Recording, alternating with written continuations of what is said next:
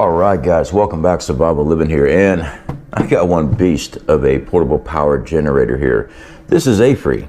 We've done some of their other products, did reviews for them, and so far I've been impressed with everything they sent us. This here is a huge unit. This thing is massive. This is their 3600 watt portable power station.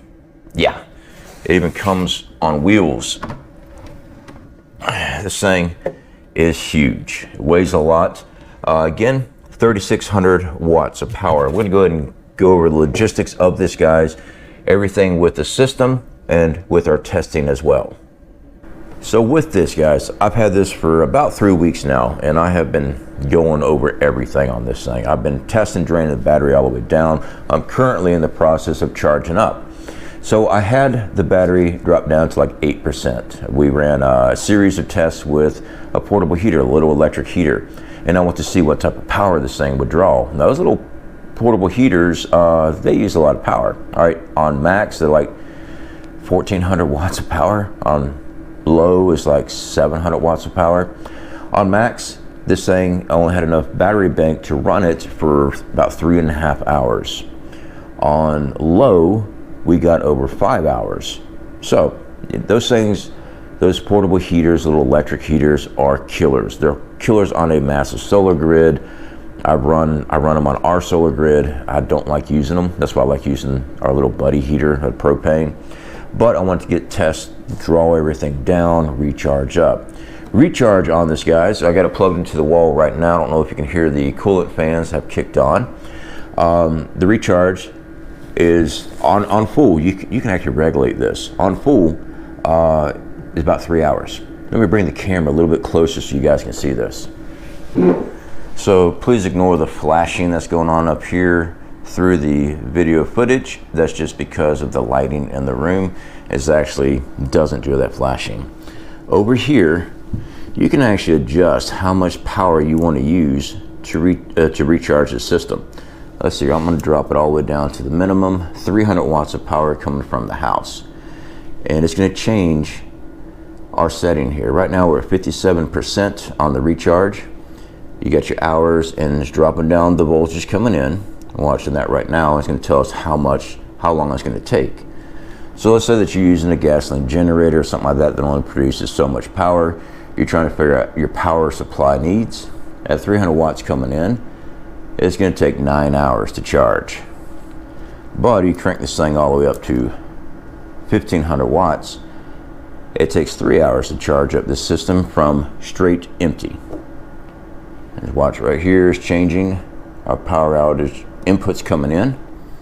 900, 1000, 11, 1200, 13, 1400. All right, 1500 watts coming in. So right now we still have 2 hours left to charge. We're currently at 57%. I like this little setup here. Also, we have USB right here. These are the USB ones, and we have charge C's for your cell phones, any type of tablet, anything like that. You got to use that type of stuff for. Turn that on. Now our USB is all hooked up. We can run this if we need to, charge up cell phone. Over here, we have our DC barrel plug. I'm sorry, this is your regular DC outlet. This is your DC barrel plugs. And then we have this really, really cool looking outlet here. I've never actually needed to use an outlet like that, but they did include it. Moving on to the lower end here. Let's see here. Make sure we got this in camera. We have 4 110, 120 outlets, 20 amp max, and then we have a 30 amp max, 220 to 240 right here. Most of these portable power stations I do reviews on don't have this. So that's actually pretty cool that they actually included that in this system. So what's unique about this whole setup is that I said it weighed a lot, and it does. It does come on wheels, and it also comes with a handle. So hopefully I don't flip this off the table trying to stand it up for you for film. But yeah, you can wheel it around just like suitcase luggage. I do not want to drop this thing, because I don't think it will survive a fall, because it does have a lot of weight. You want a lot of weight on the system. It means you got a very large battery. So let me spin this around for you, and we can take a look at the back, because this thing here is expandable. You can actually expand it up to two other units. So you can actually connect 3 units on this for over 11,000 watts of power. Yeah, let me turn this around. All right, so the back side here, there's a nice boot. You can actually stand this up on this side and stand it straight up and down. You do have a light. Now it does have some flashing stuff, guys, so if you have problems with flashing lights, you know, skip through or look away for a second. So regular power light. We got SOS. We got emergency flasher, and turn off. So right through here, we got our wall outlet to recharge. All right, so it comes with a wall outlet plug, and here also comes with the solar plug. This adapter here is what we use for our solar. MC4 connectors goes to our solar grid. So you got that for solar, so you can charge it with solar. And you also have a reset button right there. So anything needs to be reset or anything like that, surges or whatever, right there, boom, done deal. On the back side, you got 2 plugins here, extra battery ports, these right here. You can actually hook up two of these units on top of this, so you have a total of 3. So that is a massive battery bank system. Okay, so we are charged up now. We have an assortment of items here. These are household items, things that I actually expect to be using during a grid down situation. During the summertime, down here in Florida, it gets hot. What we have here is a window unit. These solar generators, these portable power stations, are not designed to be running central air. All right, that uses a lot of power. These window units, you can seal off a room and actually have a cool room available. This is a 5,000 BTU, run me, I don't know, $200 or something like that. But this is something that we keep in our preps. So what we have here, this is the cord coming from it here. Got it all plugged in. This is a big plug, so it kind of took 2 outlets rooms there. I'll get everything turned on our AC. And let's go ahead and turn it on high cool. And we're going to watch our numbers. One of the reasons I do like these AC units, they really don't use that much power. 342 watts is what we're using. And it's on high cool right now. So in operation, we have 10 hours of power. That means I can run that air condition for 10 hours on just what's in the battery bank alone. Now during a grid down, I'd be having my solar panels hooked up to this as well. So we're using 348 watts of power. So in theory and in practice, you need 400 watts of solar panel or 400 watts coming in to replace this. That way at nighttime, you still got a full battery bank. You can run your solar through the system while you're operating items. So the bigger the battery, bigger the solar grid is going into it, the more power supply you got coming in, the more items you can run and longer items. So again, that is on high cool. Make sure that's all the way max. It is set to the high cool, the highest setting. 360 watts of power, 10 hours of runtime.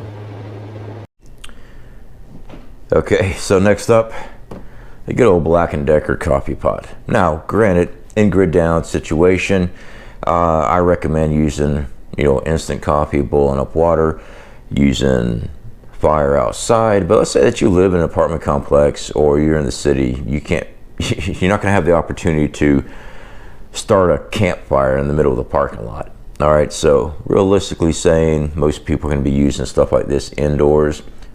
We do have camp stoves, and using a percolator on that, as long as you got it well ventilated, yeah, you're good. But let's just say all you have is this. So plug it in, get everything turned on. I think I turned that on. Hold on. Yep. All right. Watching now. It usually takes about 13 minutes to brew a pot of coffee with this particular coffee pot. Currently, we're using 943 watts. It says that we can run this like this for 4 hours. All right. So I'm going to step away. I'm going to let this percolate, do its thing. Make some coffee because I want coffee. And we'll see what happens, because you know these things always keep like a hot pot and stuff like that on, you know, the burner. We'll see what power usage it drops back down to. But one of the things I use a thermos. After I make my coffee, pour a cup, I put the rest in the thermos that lasts anywhere from 8 to 12 hours, just depends. So we'll let this run, make some coffee. The portable power station, the fans have not turned on. So it's holding out just fine on this.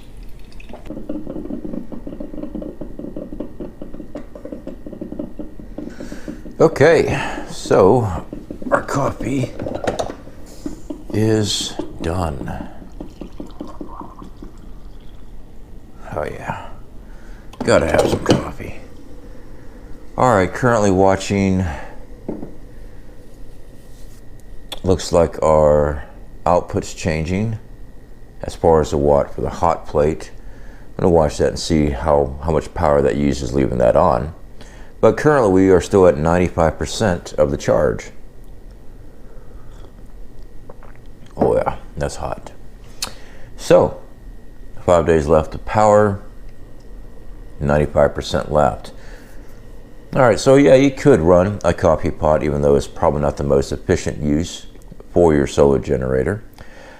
These portable power stations, I mean, you can hook up your refrigerator for days plugged into this thing, especially if you run a solar to it to be charging up during the day while you're in operation.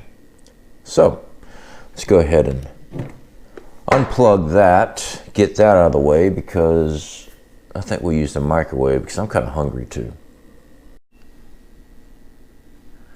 Okay, so we've got microwave hooked up.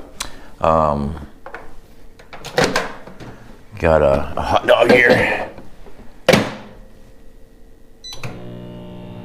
Well, I definitely don't need to put it on for 3 minutes. 30 seconds. Watch your power usage. 1229 watts of power being used. 30 seconds on the microwave. It says that we can run it at this for 3 hours. But hot dogs don't take long at all. I put a hot dog in, guys, just because it's not good to run a microwave without anything in it. So let's get it close to lunchtime anyway. Why not? So all in all, guys, the Aferiy 3600 watt portable power station, I've got no complaints. This thing is very nice. I like it. It is big. This is why we haven't wheeled it out outside and stuff. We've had a lot of rain, and I just didn't want to get the wheels kicked up in mud taken outside. So yeah, this is definitely a nice indoor unit. You could take it outside if you want to. I mean, seriously, guys, this thing can pull anything inside the house if necessary. About the only thing we haven't really tested is power tools. And the fact is, I mean, it's running microwaves, it's running coffee pots, air conditioning units. It ran portable heat. Now, the portable heater, that was not the most efficient use of power. It really wasn't, because those little space heaters use a lot of power, guys. To find alternative means, and probably the best bet is those little buddy heaters, the propane jobs. That's probably your best bet. And there's other companies that make things, but that's probably your best bet for a heat source. So all in all, yeah, it's got my seal of approval on this, guys. I'm trying to be very careful when I do reviews on video on solar generators and stuff, guys, because I have run into some bad products in the past Fortunately, with Aferiy, I've not had any issues. I am currently on the market for looking for a brand solar generator I can actually team up with. And you know what? I'm really impressed with their products. This is probably what the channel is going to move to, is their brand, because they've held up everything I've ever thrown at them, durability wise, size wise, power need. I mean, even the smaller units and stuff have always functioned correctly. Same with their solar panels that they make. So yeah, Aferiy, awesome products, guys. If you're interested in it, check out the links below. I like it. I like that you can expand this out and put up to 3 of these things together for a much larger bank. There's nothing inside a house, at least nothing inside my house, this thing can't run. So anyway, guys, definitely appreciate you hanging out with me today, and y'all take care.